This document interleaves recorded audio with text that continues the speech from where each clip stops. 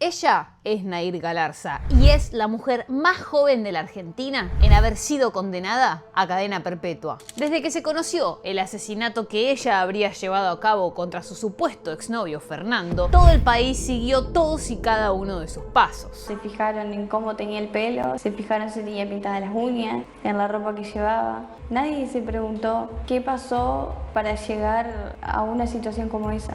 Pero hasta el día de hoy sigue habiendo interrogantes. Se dijo que él la sometía a un infierno y Nair habría actuado cansada de tanta violencia. Incluso se llegó a especular que ella no sería la verdadera culpable del crimen. Siempre dije que si yo no estuviera acá adentro estaría en un lugar peor.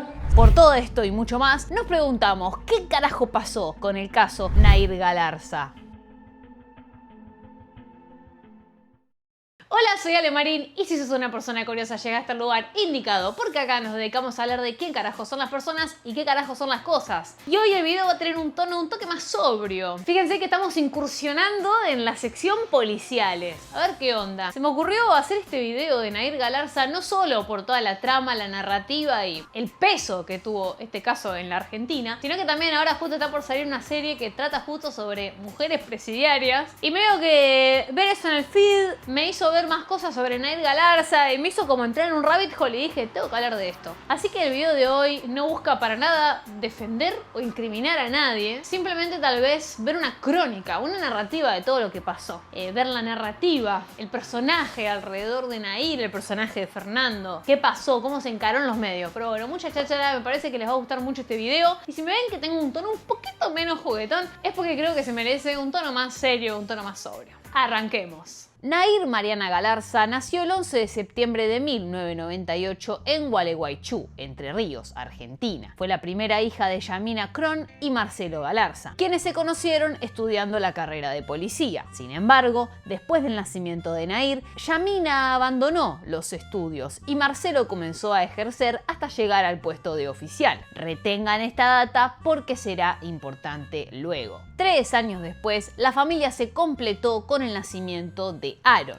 Eran de clase media y no tenían mayores problemas económicos. De hecho, Nair fue desde muy chica lo que se podría catalogar como malcriada. Nair cursó sus estudios secundarios en la Escuela Normal Superior, siendo siempre una excelente alumna. Pero los fines de semana disfrutaba de salir de fiestas y a boliche. Así, en el año 2012, cuando tenía 14 años, conoció en uno de esos lugares a la persona que cambiaría toda su vida. En un boliche llamado Bikini, se topó con un chico de nombre Fernando Gabriel Pastorizo. Había nacido el 3 de enero de 1997 en Gualeguaychú y era hijo de Gustavo Pastorizo y Silvina Amantegaza. Todos sus allegados lo describían como un chico simple y amable, aunque realmente no había muchos testimonios sobre su personalidad. No tenía trato con ella y él a mí no me contaba, pero él jamás fue agresivo.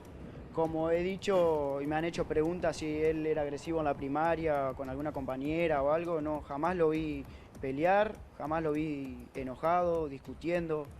Es una persona súper sensible. Sus padres se divorciaron cuando aún era chico y su padre se mudó a Paraná, donde solía visitarlo. Pero, según dicen, no tenía la mejor relación. Nuevamente, este dato será relevante más adelante. Al momento de conocer a Nair, Fernando estaba cursando la escuela técnica de noche y no tenía planes de estudiar una carrera. Pero volviendo un poquito, el flechazo fue instantáneo y Nair y Fernando comenzaron a salir. Dato no menor, nunca se entendió si eran una pareja o no eran una pareja, pero lo que sí se sabe es que mantenían una relación sexoafectiva. O sea, intimaban, ¿me entendés? Como que tenían una relación, pero no se sabía decir oficial o no. Con respecto, casualmente, a cuán lejos es que llegaba esta relación, hay dos versiones. Por un lado, la familia de Fernando ha asegurado no conocer mucho a Nair. Supuestamente, ni siquiera mantuvieron conversaciones con ella. Por otra parte, la familia de Nair sí sí conocía a Fernando, según se pudo comprobar al ver fotografías de vacaciones de ellos juntos en Brasil en 2016. Durante los siguientes años, Nair y Fernando tuvieron muchísimas idas y vueltas. La relación estaba plagada de celos, discusiones y desconfianzas de ambas partes. La mayoría de las escenas de celo igualmente provenían de parte de Nair. Nair era muy celosa y amenazaba con matarse si él la dejaba.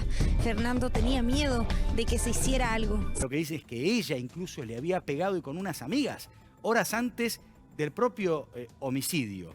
Aunque también se filtrarían audios donde Fernando era sumamente violento. Estoy con todas amigas, no estoy en ninguna previa. Ahora cuando se vayan a la previa voy a tu casa. Cortala, por favor. Llegado el año 2017, Fernando quiso cortar con Nair. Aunque más tarde ella dijo que ella era la que quería dejarlo a él y no al revés. Sea como sea, nunca llegaban a cortar contacto, estaban siempre comunicados. Por ese entonces, Nair, de ya 19 años, cursaba el primer año de Derecho en la Universidad de Concepción del Uruguay, con un promedio perfecto. En su tiempo libre jugaba al hockey y era una de las jugadoras que más goles hacía. Iba a menudo al gimnasio y se sacaba decenas de fotografías para subirla a Instagram. Era, para sus padres, la hija perfecta y para quienes solo la conocían de lejos, la chica ideal. Un día, la madrugada del 25 de diciembre de ese año, Nair y Fernando salieron a bailar cada uno con su respectivo grupo de amigos al boliche Bikini. No se sabe si fue casualidad o causalidad lo que pasaría a continuación. El tema es que ahí mismo, Nair se encontró con otro chico con el que ya se veía, Rafael. Si bien no se sabe qué tipo de vínculo tenían, sí que se mensajeaban y eran cercanos. En ese entonces, Fernando y Nair no estaban en buenos términos. De hecho, se supone que no estaban saliendo más. Supuestamente, Fernando también estaba con otra chica. Y es a partir de acá que todo empieza a ponerse muy confuso. Y también es acá donde empiezan las versiones contradictorias. Según declaraciones de testigos, ella le pegó a él, pero también él le había pegado en la cabeza a ella. Es decir, había una situación de violencia de ambas partes. Fernando, apoyado en sus WhatsApps de amigos y otros testigos, relató que Nair lo vio besándose con otra chica y lo agredió junto a una amiga suya, Sol. Obviamente no de una forma verbal, sino que también física. Los amigos de Fernando también declararon ante la justicia. Uno de ellos dio a conocer una polémica foto en la que se vería a Fernando después de la golpiza que le habría dado Nair en una discoteca. La misma que Pastorizo relata en este impresionante audio de 33 segundos, donde le cuenta a sus amigos cómo Nair le habría dado una verdadera paliza.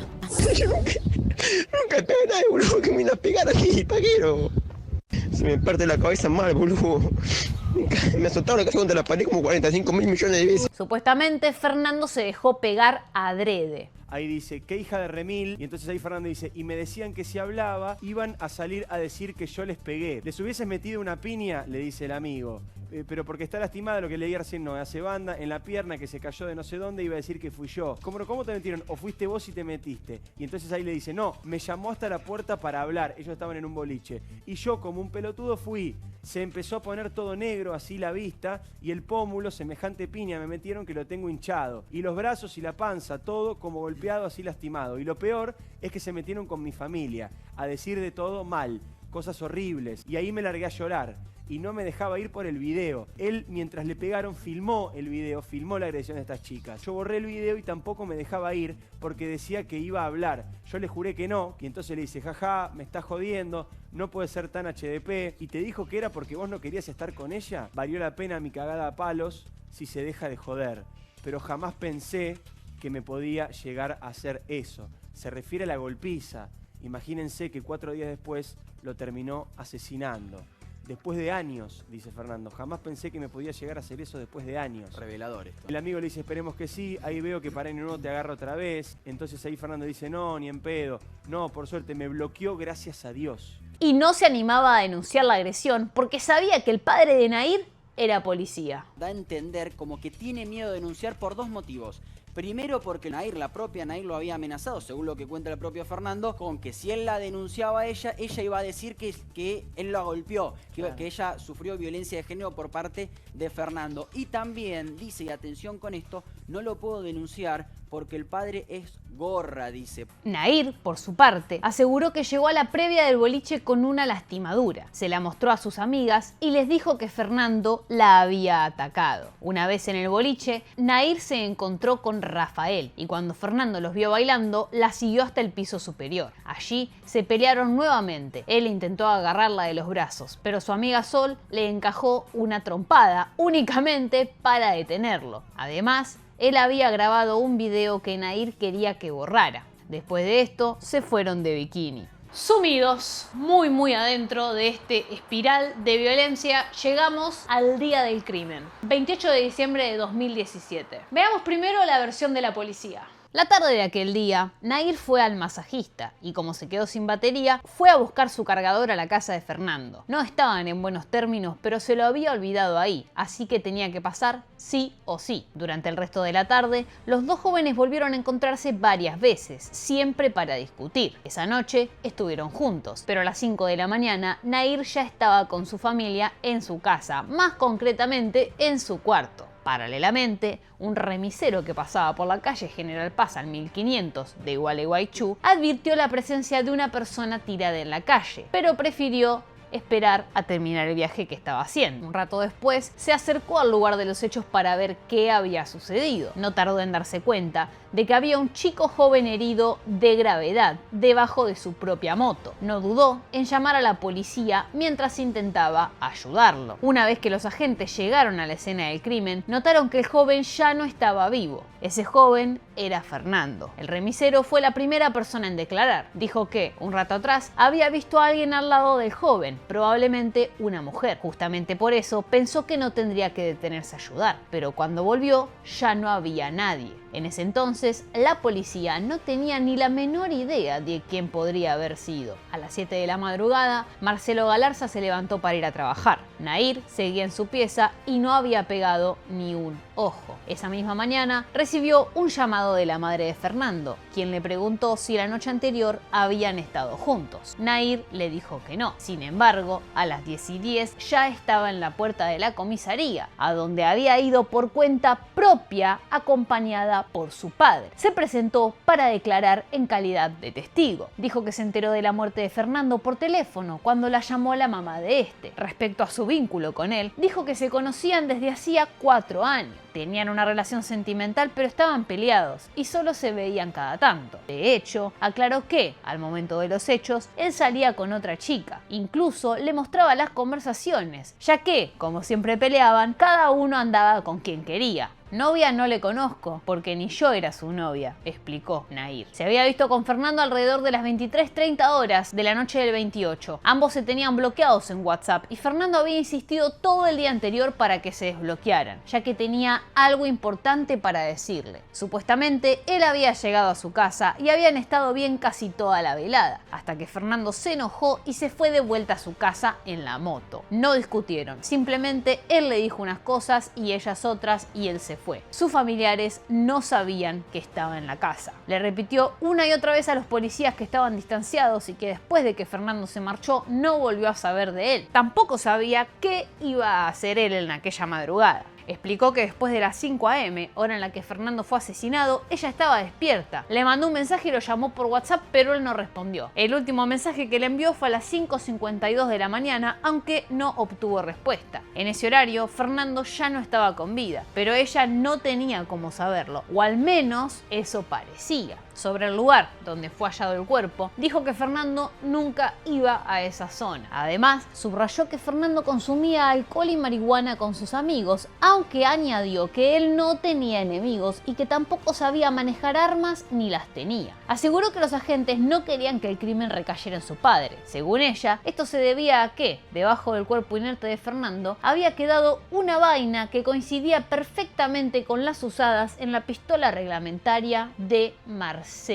Subrayó que este último fue el último de la familia que supo del crimen de Fernando, porque se había ido temprano en la mañana a trabajar en Gualeguay. Al final de la declaración, los agentes le preguntaron si quería quitar, agregar o modificar algo. Nair respondió que se enteró que el arma con la que habían asesinado a Fernando era un arma de policía. Explicó, de hecho, que Fernando tenía un compañero de la escuela que tenía un padre policía. El problema era todo el tema de que el arma era una 9 milímetros que le pertenecía a la policía, no había sido público. Era un tema que no se conocía todavía. Es más, era algo que solo un asesino podría saber. O un cómplice. Debido a esto se le realizó a Nair una prueba de residuos de pólvora en sus manos. La prueba dio negativo, pero había un dato no menor. Nair era obsesiva con la limpieza. Por ende, se lavaba las manos, los brazos y la piel en general constantemente. Entonces el test no la liberaba automáticamente de la posibilidad de convertirse en sospechosa. Ese mismo día, los agentes confiscaron el celular de Nair para revisar el GPS y así poder comprobar su versión de los hechos. Luego de que hiciera un pequeño escándalo, lograron quitárselo y los peritos comprobaron que tenía los datos borrados desde el 23 al 28 de diciembre, es decir, a partir de las 6 horas previas al homicidio, hora en la que ella había jurado estar con Fernando. Ese mismo día, Nair se fue a su casa, pero a las 22:42 volvió a la comisaría para declarar algo mucho más fuerte. Confesó con lujo de detalle cómo ella mató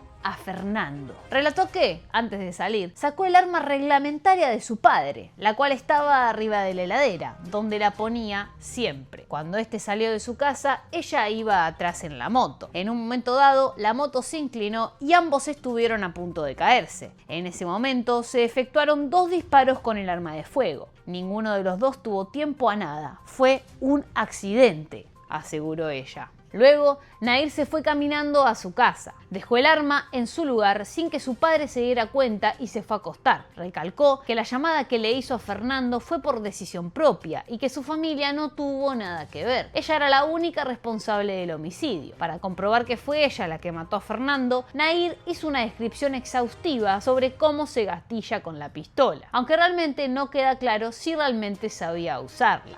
Inmediatamente después de esto, Nair quedó detenida y a la espera del juicio. Para llevar a cabo el proceso, la fiscalía debía realizar su propia reconstrucción del caso. Entonces, elaboraron su propia versión, basada en testimonios y evidencia acerca de lo que sucedió el 28 de diciembre de 2017. Nair y Fernando se vieron en casa de este último, posiblemente porque él quería terminar la relación para siempre. Existe especulación de que, en el interín, tuvieron relaciones sexuales. Alrededor de las 2 de la mañana se subieron a la moto de Fernando para ir a la casa de Nair, a unas pocas cuadras. Estuvieron cerca de 2 horas dentro, posiblemente discutiendo. Más o menos a las 5 de la mañana se prepararon para salir nuevamente juntos. Ella le dijo que necesitaba que la llevara a la moto en la casa de su abuela. En algún momento en que Fernando bajó la guardia, Nair aprovechó para agarrar el arma reglamentaria de su padre, que estaba encima de la heladera, y esconderla entre su ropa. Nuevamente, ambos se subieron a la moto y partieron hacia el sitio pactado. Pero cuando estaban a unas pocas cuadras, en una calle casualmente poco iluminada, Nair le disparó por la espalda a Fernando. Las pericias no pueden determinar si lo hizo mientras la moto estaba en movimiento o apenas ella se bajó de la misma. Fernando aún seguía sentado y cayó al piso por el impacto. En ese instante, Nair le asestó un segundo disparo de frente y en el pecho. El remisero habría visto esta escena cuando el ataque ya había culminado. Siguió con su viaje y Nair aprovechó para caminar hacia su casa, que estaba a unas 20 cuadras, como si nada hubiera sucedido. Minutos después, el remisero volvió a la escena del crimen y encontró el cuerpo, pero no a Nair.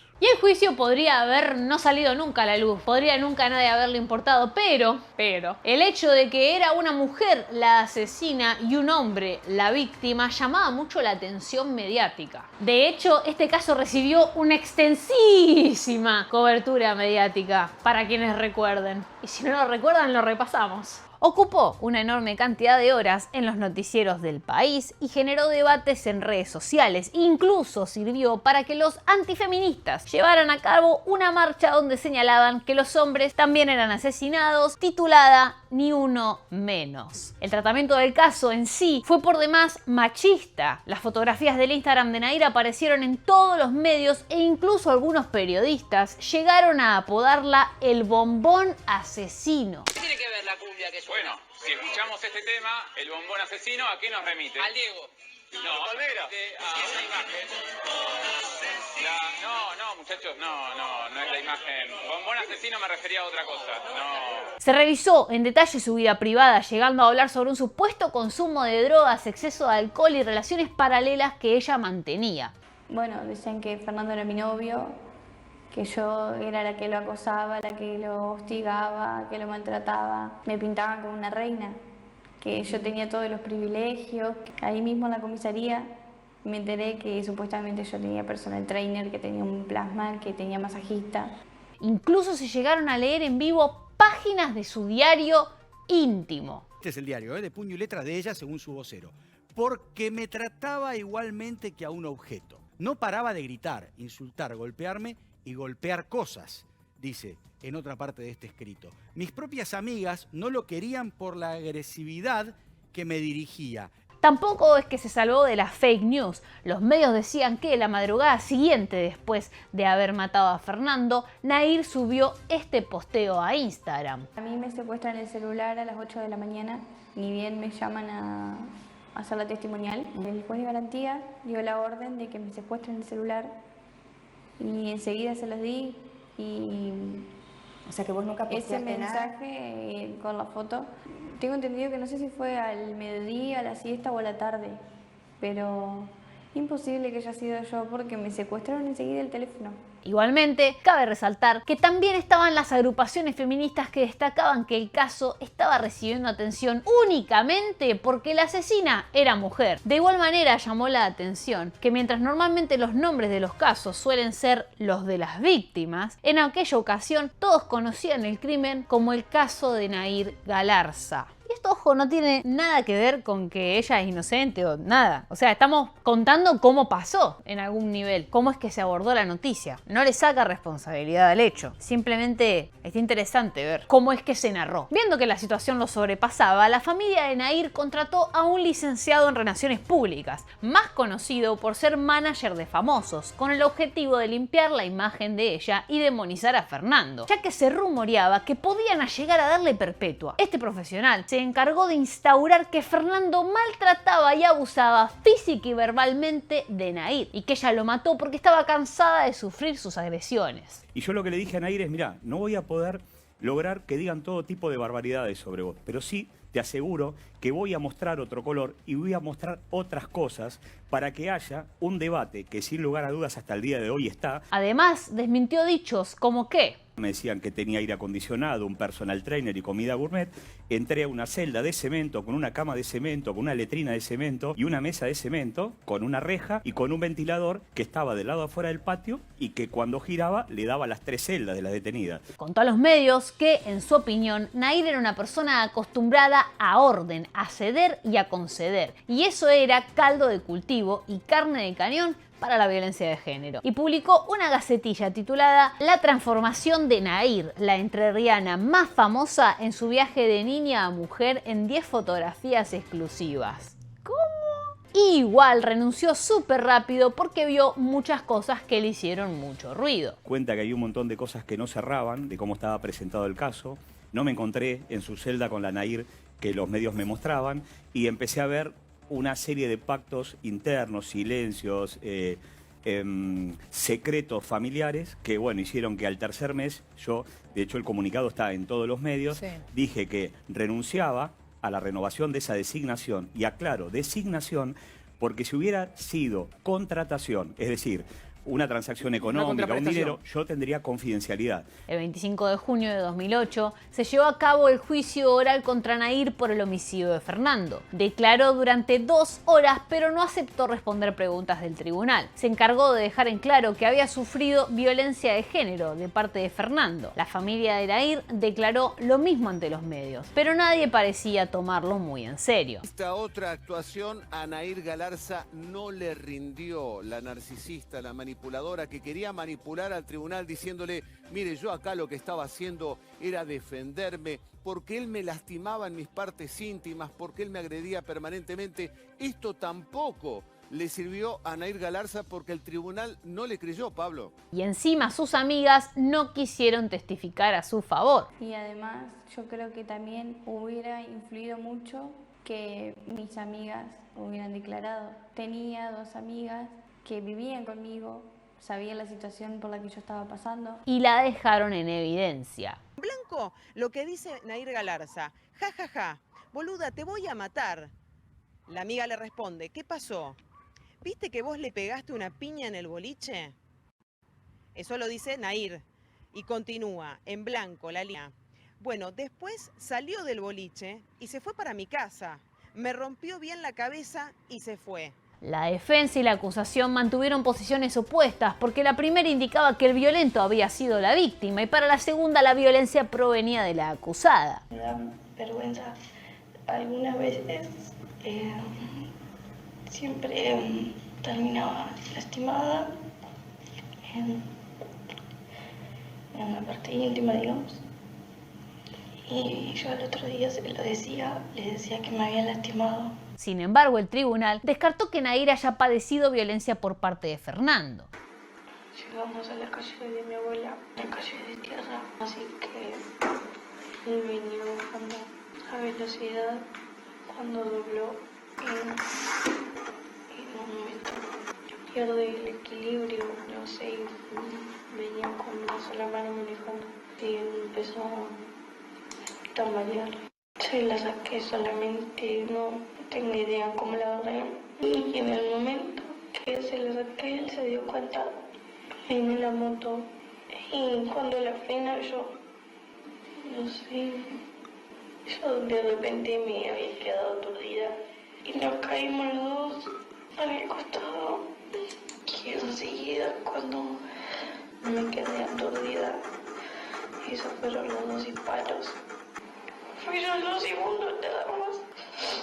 Fue todo rápido. Algo que podía cambiar sumamente la condena de Nair era la relación que tuvo con Fernando. En tanto la defensa sostenía que solamente tenían encuentros ocasionales para tener relaciones sexuales, la acusación afirmaba que constituían una pareja, si bien no vivían juntos. Esto último, que fue tomado como válido por el juez, agravaba la pena. De homicidio pasaba a ser homicidio agravado por el vínculo. Como si todo esto fuera poco, Jorge Reyes, perito informático de Gendarmería Nacional, que logró ingresar al teléfono de Fernando, reveló algo escandaloso. En el mismo había descubierto una filmación de Nair teniendo sexo con Fernando. Nair se quebró en llanto ante la posibilidad de que esa filmación fuera exhibida en la sala, no solo ante los jueces, querellantes y defensores, sino también ante periodistas, policías y penitenciarios. Al final de la audiencia, se acercó al fiscal del caso, Sergio Rondoni Cafa, y le dijo en la cara: si usted muestra este video, va a ser responsable de que me suicide. Pero detengámonos un segundo acá. Proyectar el video sexual fue descartado. Pero lo interesante es quién lo quería proyectar. Quién estaba pidiendo que esa evidencia se muestre. En este caso, el padre de Fernando. Conozcámoslo un poco más. Gustavo se apersonó en el tribunal en varias ocasiones con unas pancartas bajo del brazo para pedir justicia. Tengo entendido cuando la han entrevistado que ella ha hecho esos actos de que quiebran llanto y todo lo demás. Una vez que el crimen ganó relevancia en los medios, fue invitado al programa de Mirta Legrand. ¿Novio con ella o tenía una relación? Él tenía una relación, sí, pero él no hablaba de su vida privada. Ah, él no hablaba. No, él decía que salía con una chica, pero que yo no le preguntara nada más que eso. Ya tenía 20 años, yo no lo quería invadir. A partir de entonces, la fama se le subió a la cabeza, así dicho en criollo. Y este hombre opinó sobre el físico de Nair, señalando que era demasiado flaca, que no tenía tetas, que era narigona, incluso llegó a decirle que era espantosa. También lanzó una crítica general hacia el género y afirmó que todos los males en su vida fueron por mujeres. La mujer es mala, es más maldita, fría y pensante, sostuvo. Tuvo 4 convivencias, este señor Gustavo, 2 separaciones y un divorcio. Siempre lo dejaron en la calle y, entre comillas, porque le inventaron causas de violencia. Encima publicó un video donde se postulaba como candidato para el Bailando por un Sueño de Italia. Arre, que tiene que ver, pero bueno, lo quería contar a todo de color. Su hija, Carla Pastorossi, hermana de Fernando, apuntó contra él en redes sociales. La verdad que no me sorprende que un maltratador arruinavidas y mentiroso lucre con la vida de su hijo. Ya lo hizo vendiendo remeras, hasta mintió en tribunales diciendo que se llevaban bien con mi hermano. Pero volviendo un poquito al juicio y al video, el tribunal, como dije antes, determinó que no había que mostrar el video, que no era necesario, y que en el caso de ser necesario iba a verse de forma privada. A partir de ese entonces, Nahir dijo que no quería estar más presente en el juicio. Además, tuvo que empezar a tomar medicación para conciliar el sueño en prisión. Así se llegó a la sentencia, en la cual Nahir no estuvo presente. La decisión se basó en las pruebas testimoniales, fotografías, mensajes telefónicos y de redes sociales para concluir que había una relación de pareja. Luego se basó en la prueba pericial para desestimar la posibilidad de que los disparos hubieran sido accidentales. Según el perito, en el primero había una probabilidad del 50% en ese sentido, pero el segundo tiro claramente fue intencional, a 50 centímetros de Fernando. Finalmente se consideró que no había pruebas para que Fernando hubiera ejercido violencia sobre Nahir, pero el tribunal sí desestimó los agravantes por utilización de armas de fuego y por alevosía, que habían solicitado la fiscalía y los querellantes. El 3 de julio de 2018, Nahir fue encontrada culpable de homicidio agravado por el vínculo y sentenciada a cadena perpetua. Es decir, debía pasar al menos 35 años de su vida en prisión antes de pedir libertad condicional. En ese momento, Nahir, de 19 años, se convirtió en la mujer más joven en recibir una sentencia de prisión perpetua en Argentina. El 10 de septiembre de ese año, el Servicio Penitenciario Entrerriano trasladó a Nahir a la Unidad Penal número 6 Concepción Arenal en Paraná. A pesar de que la defensa intentó apelar a la condena, en agosto de 2019 la Cámara de Casación Penal de Concordia rechazó la petición. En marzo de 2020, el Tribunal Supremo de Justicia de Entre Ríos rechazó una nueva impugnación de condena de prisión perpetua impuesta a Nahir. En 2019 se filtraron audios de conversaciones entre Nahir y Fernando, donde se podía escuchar cómo él era bastante violento. ¡No tenés cara! ¡Me decía a mí! ¡Me decía a mí cuando vos tenías todo eso que tuviste y te comés! ¡Sos una mentirosa! Me decía a mí que no puedo estar sin sorrear y vos ¡no tenés cara! ¿Por qué tipo mentirosa que sos? Respondime, la puta madre, loco. ¿Por qué no te casó con el sábado enferma? Y si decís que no seguís a nadie, a los busco te paso captura para que veas. Así que dejate de romper las pelotas con pelotudeces porque no sigo de nadie, no soy como vos. No soy como vos, no te puedes molestar que yo baje eso cuando vos lo tenés siempre y nunca lo borraste. Y poner excusas que no lo usás, ay, lo uso grupo con mis amigas. En 2020 hay un nuevo personaje entrando a la trama, la abogada Raquel Hermina Leyenda, criminóloga especialista en perspectiva de género. Ella se sumó a la defensa de Nahir. Planteó la revisión de la condena ante la Corte Suprema, con el objetivo de realizar una relectura del caso bajo la óptica de la perspectiva de género. Además, pidió que se revisara una denuncia que los padres de Nahir presentaron 3 años antes del crimen, una violación en manada. Respecto a ese olor fuerte que vos sentís, que vos decís que a partir de ahí te mareaste, ¿sabés de dónde ibas vos caminando? ¿Cómo era? ¿De dónde salió ese olor? No, porque fue muy de repente, porque yo iba pensando en cualquier cosa. ¿No viste si de algún lugar salió, si alguien te puso algo en la cara? No te pusieron nada. Cuando te despertaste, ¿cómo estaba? Estaba sucia, de tierra y sangre. El 16 de octubre de 2014, Nahir había sido examinada en servicio de maternidad del Hospital Centenario en compañía de su madre. En el examen precisó escoraciones en ambas muñecas, el antebrazo, el epigastrio y el muslo y pierna derecha. A raíz de esto, se solicitó al rector del establecimiento educativo, ENET número 2 de Gualeguaychú, que con urgencia se suministrasen los datos personales del alumno Fernando Pastorossi, de 17 años de edad. Ese expediente se cajoneó de tal forma que ni en el juicio se difundió. A raíz de aquella denuncia, Nahir fue entrevistada por la psicopedagoga Valeria Mazú. De falta de iniciativa, ha sido un sujeto que ha tenido mucha sobreprotección parental, mucha presión a ser perfecta, al deterioro que ha tenido en su personalidad, que tiene en su personalidad. Hay un deterioro bastante importante de su personalidad. Pueden tener varias causas. La principal, en realidad, tiene que haber sufrido hechos traumáticos desde su infancia, ¿no? Me relató hechos de violencia sufrida con Fernando. Y no solo con Fernando, sino que Fernando alentaba situaciones de violencia hacia ella. Pero la participación de la nueva abogada no terminaría ahí. Resulta que, a finales de 2021, Nair se enteró de que su padre cobró un dinero por la serie ficcionalizada de ella, con la cual se compró una chacra en Gualeguaychú. Entonces, ella se dio cuenta de que el secreto que había estado guardando ya no tenía sentido. En enero de 2022, Nair llamó a Raquel Hermina y con el apoyo de su madre realizó una declaración importante que se convertiría en denuncia. Fue papá, dijo Nair a su abogada y todo el mundo se volvió loco.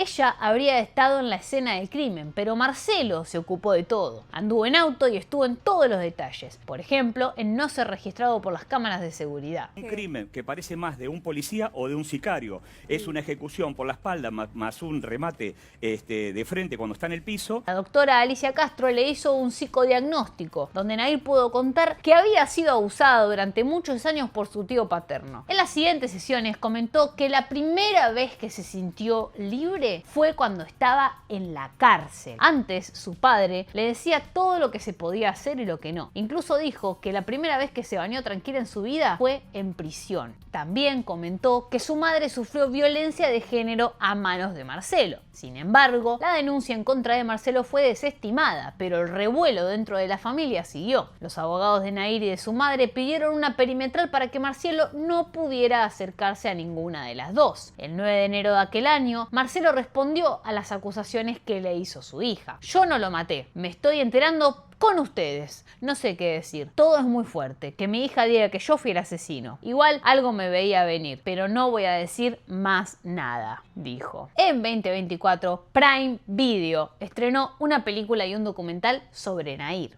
¿Cuántas Nair dirías que hay?